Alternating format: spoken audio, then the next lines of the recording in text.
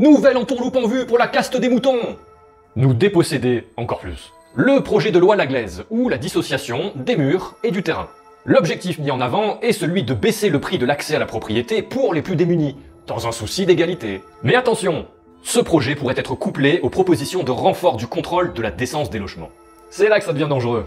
Explication. L'acheteur deviendrait propriétaire des murs uniquement, appelé le bâti. Quant au terrain, appelé le foncier, sur lequel repose sa maison, ne sera pas le sien, mais celui de la matrice. Nous avions déjà l'illusion de la propriété, et bien maintenant, nous n'aurons même plus cette illusion. On n'en est plus à une violation près de nos droits fondamentaux. Mais ce n'est pas tout, une subtile imbrication de projets de loi pourrait mener à la mise en place d'une forme de contrôle technique des logements. Tous les 10 ans, afin d'éviter l'insalubrité des habitations. Et que se passe-t-il si les maisons ne répondent pas aux critères du contrôle technique et que vous n'avez pas les moyens de remettre en ordre votre logement?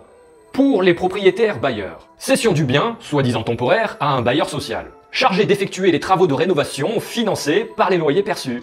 Pour les propriétaires occupants, ils se retrouvent locataires de leur propre logement sur le principe du bail à réhabilitation. Quant au lien de la loi Laglaise et du contrôle technique, l'astuce revient à vous déposséder du terrain, de manière officielle cette fois, pour financer les travaux selon la valeur du foncier.